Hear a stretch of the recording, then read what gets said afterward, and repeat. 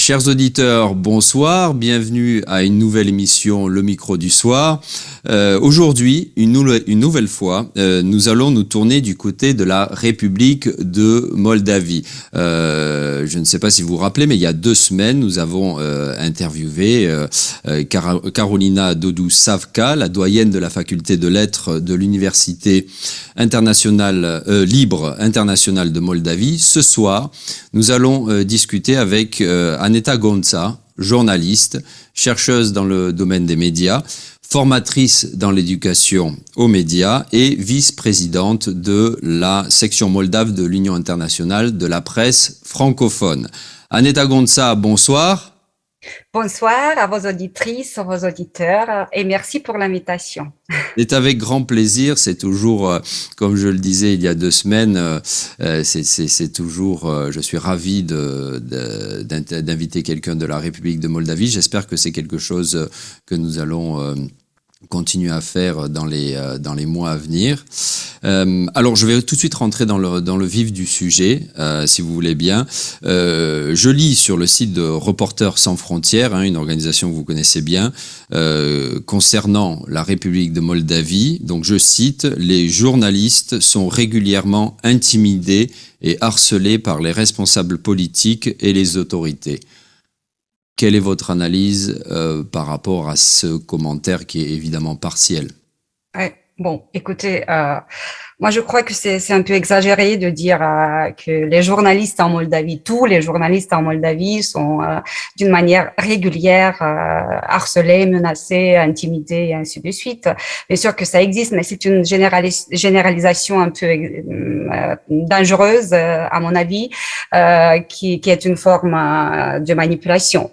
Bien sûr que ça existe, mais j'y préfère faire attention et je vais expliquer pourquoi. Moi aussi, je participe cette année à l'évaluation faite par Reporters sans frontières en Moldavie pour l'état de la presse et la liberté de la presse en Moldavie. Et je n'affirmerai pas ça, en tout cas pour l'année qui s'achève.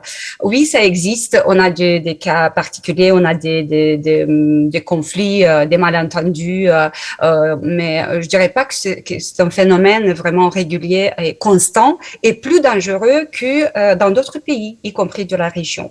Je m'explique si je vais un peu dans les détails pour vous expliquer pourquoi je dis ça. Moi, je dirais qu'il y a 3 grandes catégories de cas, de particularités, peut-être pas seulement pour la Moldavie, mais de catégories, quand les journalistes puissent se sentir intimidés, harcelés, menacés. La première catégorie, ce sont les journalistes qui font des investigations sur des sujets sensibles, importants, comme la corruption, dans lesquels sont visés, bien sûr, les hommes et les femmes politiques de la Moldavie, des fonctionnaires et ainsi de suite. Donc, oui, ça arrive que les journalistes soient menacés, soient intimidés. Comme dans la plupart des pays européens. Oui, ça existe, c'est normal, oui. Puis la deuxième catégorie, ce sont les journalistes que j'appelle, qui font partie des équipes adverses des hommes politiques ou des femmes politiques concernées. Parce que le gros problème en Moldavie, du système médiatique en Moldavie, c'est la concentration de la propriété, surtout en ce qui concerne les institutions de l'audiovisuel. Donc, c'est-à-dire qu'il y a des groupes comme ça qui appartiennent à certains hommes et femmes politiques moldaves qui sont propriétaires directs ou indirects des médias. Et bon, quand un journaliste... Excusez-moi, je vous coupe. Donc, ce sont des femmes ou des hommes politiques qui sont politiques, mais également qui exercent toujours une activité privée importante.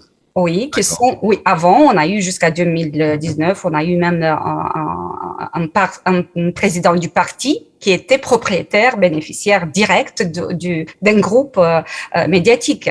Maintenant, ce sont pas les hommes, les politiciens directement sont propriétaires, mais que les propriétaires sont des gens de leur entourage ou de leur parti, qui font partie de leur parti politique. Et donc, comme ça, si tu as par exemple un homme politique qui a des intérêts et des influences sur la politique éditoriale d'une chaîne de télévision et qui organise par exemple une conférence de presse ou je sais pas, elle fait une déclaration et voit un journaliste qui fait partie d'un groupe, disons, adverse, je le nomme comme ça, mais je l'appelle comme ça, peut-être c'est pas le bon mot, mais qui fait partie d'un autre groupe ou qui est un journaliste indépendant, parce que ça existe aussi en Moldavie, et pose des questions un peu incommodes, un peu trop directes, un peu trop comme ça. Donc voilà, il peut, bien évidemment, il peut être un peu agressif, il peut intimider ce journaliste-là, il peut répondre d'une manière un peu négative. Donc oui, ça existe. Et puis le troisième, la grande catégorie, ce sont les journalistes, surtout de la presse locale ou régionale de la Moldavie, où les journalistes qui font très très bien leur travail, ils chassent les fonctionnaires, par exemple, dévoilent leurs illégalités, et voilà, ils ont une relation très très particulière avec ces fonctionnaires-là. Par exemple, moi je connais un journaliste au nord du pays qui est un très bon journaliste, mais qui a fait une passion de suivre un maire d'un village du Nord, et qui a l'habitude, ce maire a l'habitude de conduire en état d'ivresse. Et voilà, le journaliste est toujours là, sur place, par exemple, à côté de la police. Et bien sûr, quand il vient avec son micro et la caméra pour dire bonjour monsieur, qu'est-ce que vous faites ici et pourquoi vous conduisez en état d'ivresse, c'est normal qu'il soit agressif, qu'il menace, qu'il fait des voilà. Donc oui, ça existe. Et il n'y a pas après de si vous voulez, ce journaliste-là, il n'est pas vous victime d'agressions particulières. Non, ce que vous dites, c'est physique. Si vous dites agression, même de poursuites judiciaires parce qu'il fait tout simplement son travail. Non, pas pour l'instant, pas pour l'instant. Je sais pas, ça peut arriver un jour parce que surtout les fonctionnaires, vous savez, des régions, ils ont encore la mentalité un peu soviétique. Moi, je suis le chef, je tape avec la main sur la table et tout le monde doit écouter ce que je dis, mais personne n'a le droit de me poser des questions. Et quand un journaliste vient lui poser une question normale, légitime, donc c'est vrai qu'ils ont des réactions comme ça. Mais voilà. Votre deuxième point, pardon, oui. c'est encore une fois quelque chose qui existe. Oui, bien sûr. En France, il y a ce problème-là de propriétaires de médias. Oui. Qui peuvent éventuellement être trop impliqués dans l'éditorial d'un grand média ou de grands médias. Donc c'est à différents niveaux la même chose dans beaucoup de pays européens. Oui. Et puis, vous savez, c'est important aussi quel sens on donne au mot intimidation, par exemple, intimider, parce qu'il y a des hommes politiques chez nous en Moldavie encore qui peuvent avoir des discours sexistes vis-à-vis des femmes journalistes, par exemple, avec des petites blagues, avec des petites ironies, tout ça. Donc ça peut être aussi catalogué comme intimidation. Est-ce que ça a un petit peu diminué avec le mouvement MeToo? Est-ce que ce mouvement-là a touché la République de Moldavie? Pas beaucoup, mais oui, bien sûr, ça n'a pas eu l'impact comme ailleurs, mais oui, on a eu des petites des petits mouvements aussi ici. Oui. Alors, passons, parce que je sais que vous êtes aussi une journaliste très spécialisée dans la politique. Comment vous voyez l'évolution du pays? Il y a cette nouvelle présidente, Maia Sandu, qui donne de l'espoir, en tout cas, pour ceux qui voudraient davantage se tourner vers l'Europe. Vous, quel sentiment vous avez? Est-ce que vous êtes plutôt quand même un peu optimiste ou pas du tout? Bon, je préfère rester réservée pour le moment. C'est encore trop tôt de parler des évolutions. C'est vrai que les choses ont commencé à bouger d'une manière un peu différente qu'avant, parce que quand même, La Moldavie est un État jeune, comme vous le savez, et on a commencé il y a 30 ans sans avoir... on a été déversé comme ça de l'Empire soviétique juste avec notre langue roumaine et c'était tout. On a dû commencer tout de nouveau. Bien sûr, c'est pas facile et on a traversé des périodes extrêmement difficiles de la première décennie jusqu'à aujourd'hui, y compris on est passé par un néo-communisme extrêmement à la limite d'une dictature, si j'ose dire, et puis voilà un pouvoir de type oligarchique les dernières années, la dernière décennie presque. Et donc aujourd'hui, oui, c'est vrai, ça fait un an qu'on a réussi à se mobiliser, parce que moi je crois que on a eu une mobilisation sans précédent des Moldaves qui habitent en Moldavie ici, qui ont encore le courage de rester ici. Et puis, les gens qui sont partis, qui font partie de la diaspora, qui forment la diaspora moldave, et voilà, cette mobilisation sans précédent a fait venir au pouvoir la première femme présidente née en Union soviétique, mais formée en Occident et avec une vision, bien sûr, tout à fait différente, avec une autre ouverture vers tout le monde et avec une vision, une vraie vision sur le développement du pays. Et puis, cette année, on a eu les élections parlementaires, législatives, remportées aussi par le parti de la présidente. Et bien sûr, ça fait 3 mois seulement qu'on a un nouveau gouvernement, un nouveau parlement et voilà. Mais les choses, c'est vrai que les choses commencent à bouger. C'était que ce nouveau En tout cas, gouvernement, et pardon, excusez-moi, et la présidente arrive à mettre en place leur politique. Il n'y a pas trop de pression, notamment de la part de ceux qui sont davantage, je dirais, en opposition. en opposition et pro-russe. Oui.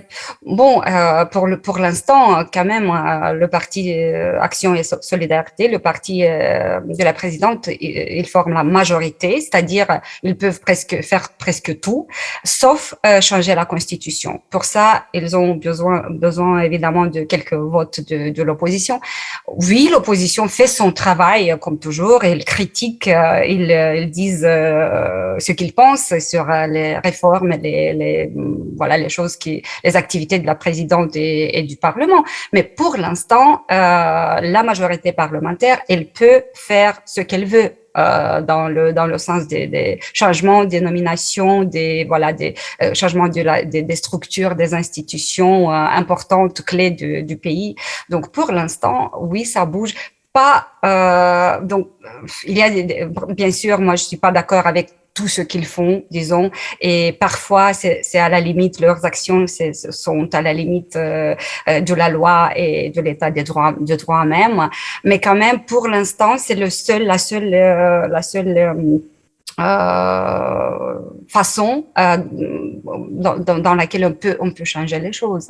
Donc, sinon, il faut attendre encore 4 ans, 5 ans pour pouvoir faire quelque chose. Et le mandat, c'est quand même pour 4 ans. Donc, pour l'instant, moi, je serais réservée en ce qui concerne les évolutions. Mais ce que je peux dire avec certitude, c'est que c'est pour la première fois dans ma vie et dans l'histoire de mon pays, qui est plus jeune que moi, quand j'ai pas honte de dire que Maya Sandu est ma présidente. En tout cas, moi, j'essaie d'être solidaire avec elle et de lui donner la chance de changer les choses. Moi, je crois que c'est Est-ce que une chance. pardon, excusez-moi, Oui. encore une fois, je vous interromps. Est-ce que la République de Moldavie a une constitution qui est plus ou moins calquée sur la constitution roumaine? Est-ce que c'est un régime semi-présidentiel? Est-ce que Maya Sandu a des pouvoirs? Enfin, est-ce que c'est quel type de régime vous avez? Non, donc la Moldavie est un pays parlementaire, une démocratie parlementaire, mais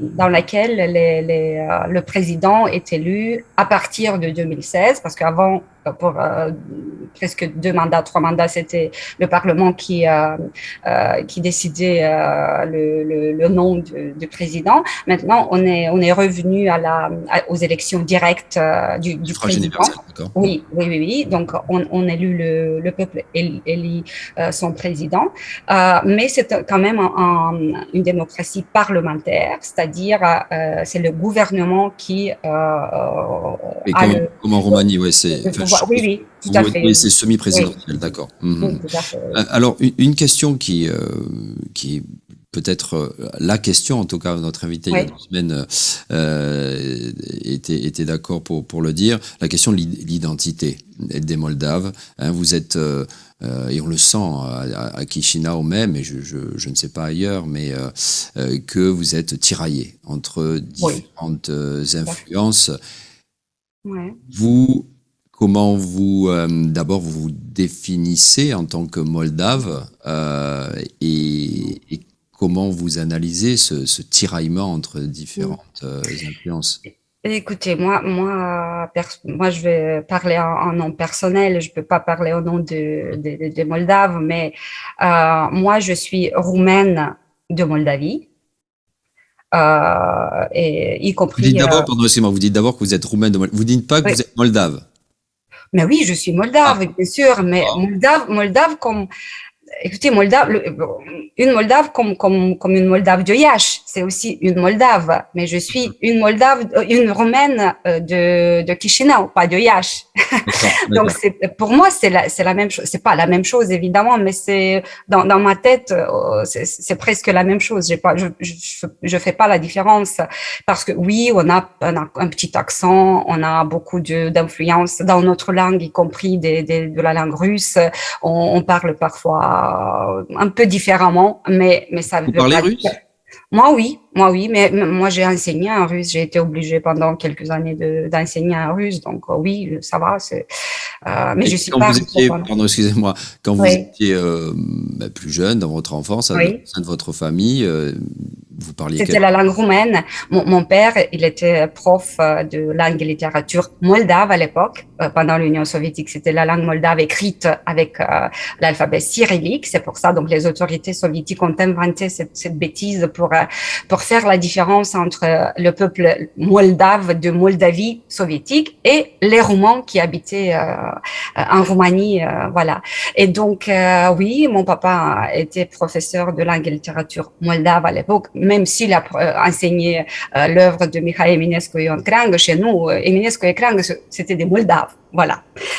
Et bon, et oui, chez moi, dans ma maison, c'était toujours évidemment la langue roumaine, on parlait roumain, mais j'ai commencé à apprendre le russe et le français en deuxième primaire. Donc, et j'ai appris la langue russe Et pendant 12 ans. quel rapport vous avez avec, parce que connaître une langue, parler une langue, C'est c'est magnifique, évidemment c'est une se rapprocher richesse. d'une culture. Donc, Absolument. Moi, j'adore la littérature russe, par exemple. Moi, j'adore tout ce qui est lié à la culture, à la littérature, au théâtre, au ballet, à l'opéra, à tout. Donc, c'est magnifique, la grande culture russe. Mais moi, je préfère toujours faire la différence entre les Russes et la Russie qui est en Russie et ce qui se passe en Moldavie. Pour moi, j'ai du mal à digérer tout ça parce que j'ai l'impression parfois, je me sens plus à l'aise à Paris, par exemple, ou à Bruxelles, quand je dois parler en français qu'à Chisinau, où je suis presque obligée en 80%, 90% de cas de parler russe. Parce que partout un peu, les gens parlent russe. oui, à Dans les Chisinau, magasins. enfin, je suis allé quelques fois à Chisinau et j'étais assez surpris que, voilà, majoritairement, les gens parlent Par le russe. russe, oui, c'est ça. Et vous savez pourquoi? Bon, il y a plusieurs causes, bien évidemment, mais parce que les Moldaves, beaucoup de Moldaves sont partis, malheureusement, ont quitté le pays. Les Russes sont restés, ils travaillent un peu partout. Et donc, comme ils se sentent très très bien ici depuis toute leur vie, ils considèrent normal que tout le monde parle leur langue. Oui, il y a des exceptions, bien sûr. Parfois, si tu entres dans un mall, dans un magasin, ils disent Здравствуйте et tu dis Bună ziua, ils peuvent te répondre en roman, mais c'est quand même rare. C'est toujours, et même si ils répondent en roman, puis après 2 ou 3 phrases, ils repassent au russe parce que c'est vrai aussi, c'est la faute de l'État moldave, je trouve. On n'a jamais eu une vraie stratégie de l'apprentissage de la langue roumaine pour les minorités. Et voilà, les Russes n'ont pas eu cette nécessité et même les conditions pour apprendre la langue de l'État, la langue roumaine. Bien, dans la Constitution, c'est écrit la langue moldave, mais moldave, Les roumaine. deux langues officielles, c'est le roumain. Oui, c'est la langue d'État. Elle s'appelle comme ça, la langue d'État de la République de Moldavie, l'article 13 de la Constitution, d'après l'article 13, c'est la langue moldave écrite avec des lettres latines. Donc, sur la base de le russe n'est pas une langue officielle en République de Moldavie. Pardon? Le russe, non, non, non. D'accord. Non, non. C'est une langue, comment ils disent, une langue de communication interethnique, voilà. C'est-à-dire, si tu as un groupe constitué de 7 Moldaves romanophones et 3 Russes, croyez-moi, tout le monde va parler russe, dans la majorité des cas. Et Maya Sandu, quand elle s'adresse Oui. au peuple, à son peuple, à la télévision ou dans n'importe quel meeting, elle parle dans quelle langue? Normalement, c'est un roumain, mais voilà, par exemple, pendant le discours du Nouvel An, parce qu'on a encore cette tradition soviétique d'écouter le président avant minuit le 31 décembre. Et donc là, elle parle roumain, il dit son discours et à la fin, elle dit aussi quelques phrases en russe. Et pendant son discours d'inauguration en 2020, elle a parlé aussi un peu en ukrainien parce que à propos, la première minorité majoritaire en Moldavie, ce sont les Ukrainiens. Ce ne sont pas les Russes. Statistiquement, ce sont les Ukrainiens, mais eux aussi, ils parlent russe. Ils utilisent la langue russe pour communiquer entre eux.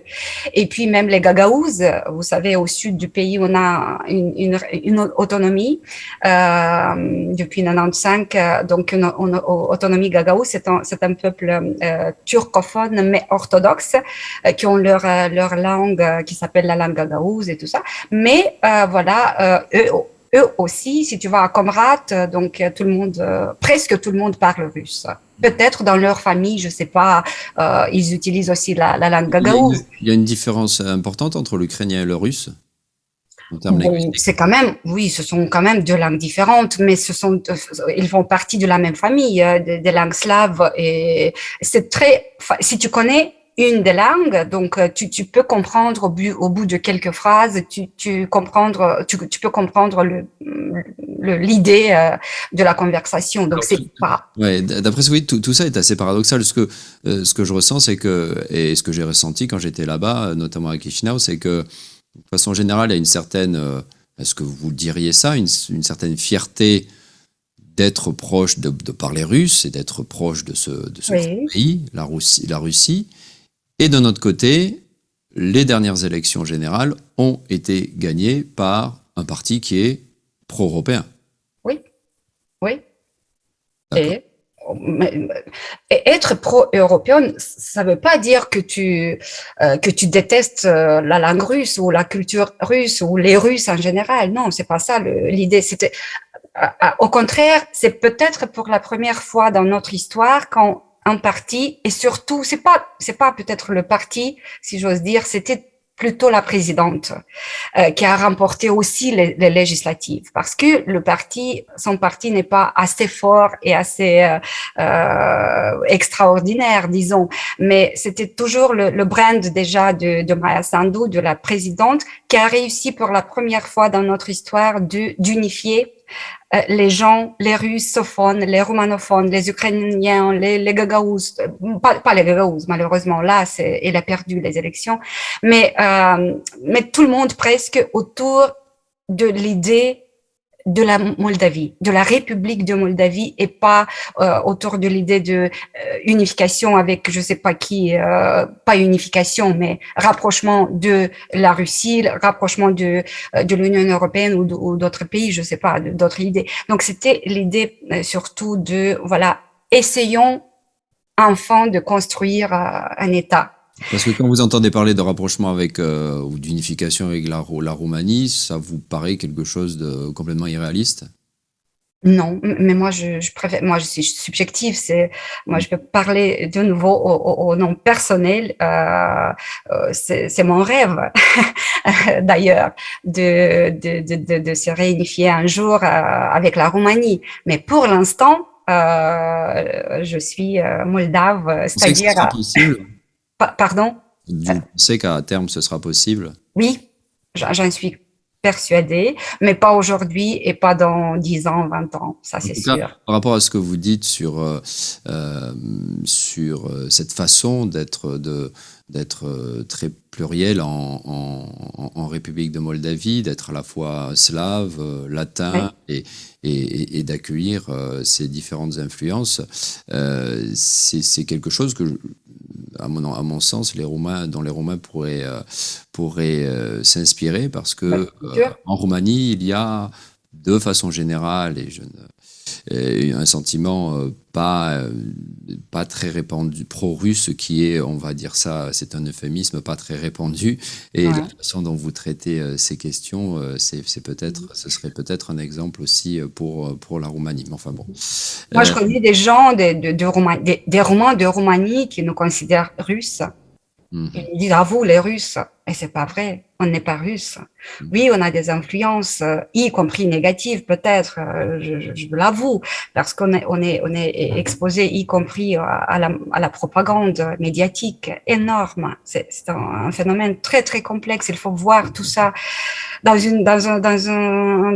total. Donc, l'image est très, très complexe et compliquée ici en Moldavie. On peut pas, c'est pour ça que je fais attention toujours voilà, à des généralisations comme ça, parce que c'est pas la manière Non, mais on comprend très bien, grâce à oui. vos propos, ce qui se passe. Euh, alors, qu'est-ce que vous attendez de la coopération internationale, que ce soit dans le domaine universitaire, médiatique, culturel? Je suppose que vous attendez, je pense notamment aux médias occidentaux, qu'ils parlent davantage, de façon beaucoup plus Tout à fait. diverse, de la République de Et plus Moldavie. positive, oui. C'est la même chose en Roumanie. Il y a une amélioration, je dirais. Il y a une quinzaine d'années, on parlait de la Roumanie à l'ouest un peu toujours de la même façon et par rapport au même sujet. Là, d'après ce que me disent les correspondants à Bucarest, les rédactions à Paris ou à Bruxelles sont ouvertes à d'autres sujets négatifs ou positifs, enfin, à traiter la Roumanie comme n'importe quel autre pays. Est-ce que c'est quelque chose dont la République de Moldavie je pense que c'est quelque chose dont la République de Moldavie aurait particulièrement besoin. Bien sûr, oui, oui. Mais tout d'abord, la coopération internationale, ça c'est très diversifié, pluraliste, pluridimensionnel. Et moi, je dirais que la coopération internationale, en général, à tout niveau, c'est un indicateur de maturité, si vous voulez, de sagesse et de la confiance en soi et dans les forces et dans le capital humain et intellectuel d'un pays. Dans ce sens-là, c'est très important pour la Moldavie, surtout parce que, étant donné le fait que ça fait des années déjà on a été très isolés, y compris politiquement. Pendant le mandat de l'ancien président socialiste, on a été vraiment isolés. Il n'a jamais, jamais, pendant son mandat, invité ses voisins proches le président, par exemple, de Roumanie et le président de l'Ukraine de venir à Chisinau, par exemple. Lui-même, il n'est jamais allé à Bucarest ou à Kiev pour dire bonjour monsieur, comment ça va, voilà.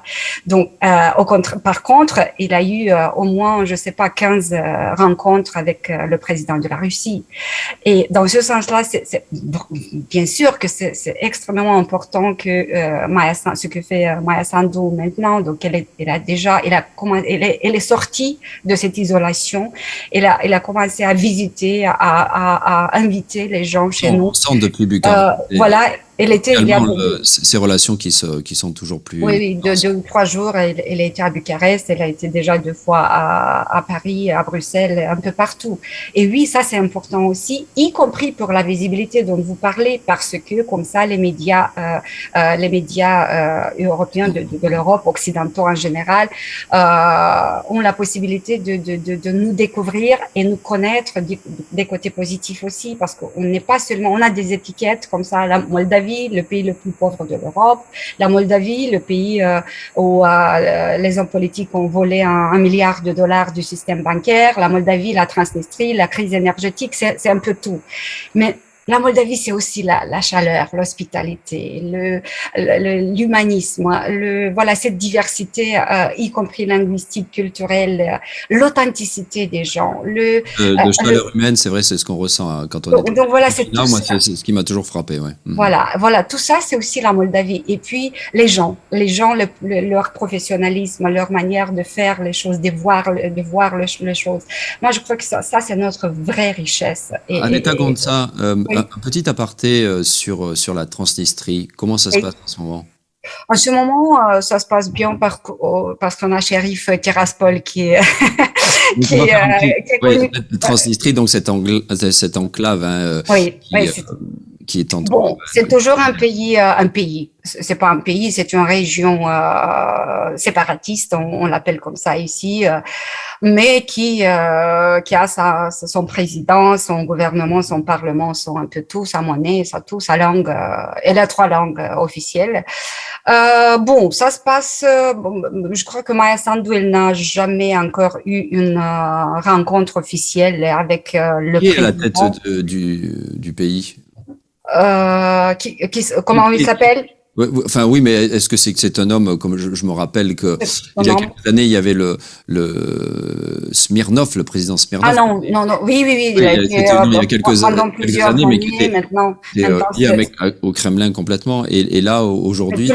C'est la même chose. Là, les noms, c'est vrai que les noms changent, mais l'approche et la politique, disons, elle reste la même.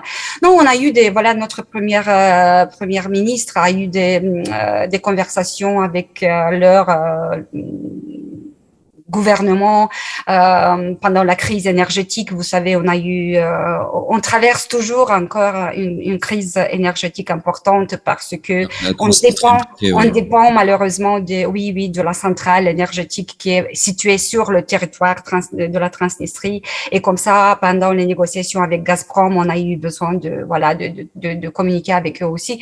Mais ça se passe, donc c'est toujours les négociations en format 5+2. On a un format de négociation et ça c'est bloqué il y a 2 ou 3 ans, je crois, et les parties ne se sont pas vues pour continuer les négociations parce que la Russie et d'autres parties ont d'autres conflits et problèmes plus importants et plus plus actuels. Voilà, donc oui, pardon, excusez-moi. Je voudrais vous poser une dernière question sur l'émigration.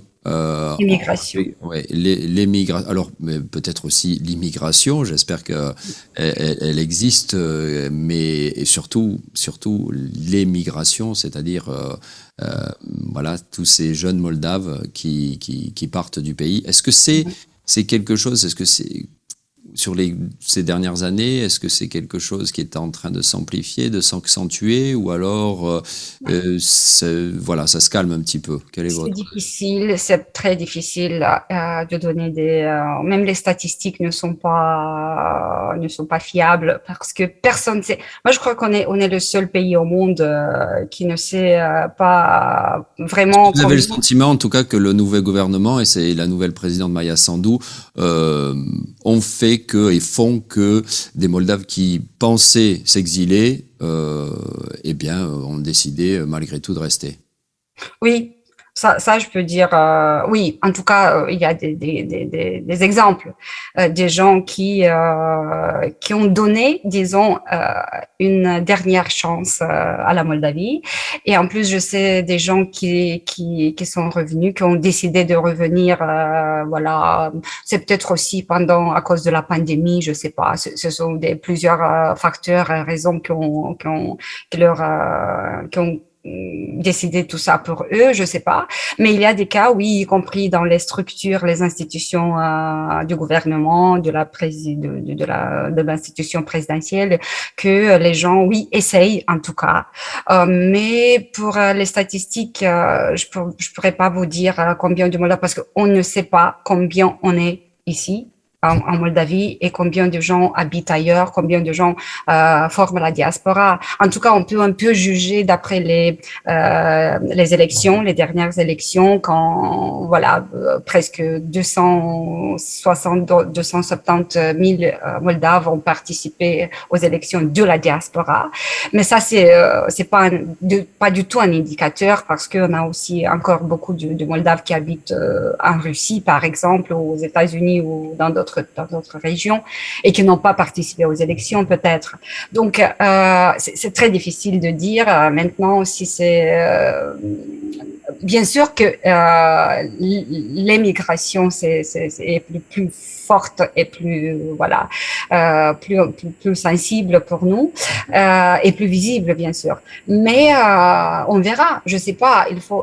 Mais pour que les gens reviennent, il faut vraiment créer des conditions extrêmement différentes et très attirantes très attractives pour eux qu'ils reviennent. Parce que ils comparent toujours les salaires qu'ils touchent en Europe avec les salaires moldaves et bien sûr et le niveau de vie et pas seulement les conditions et tout de travail. Donc, non, c'est aussi un phénomène très très complexe.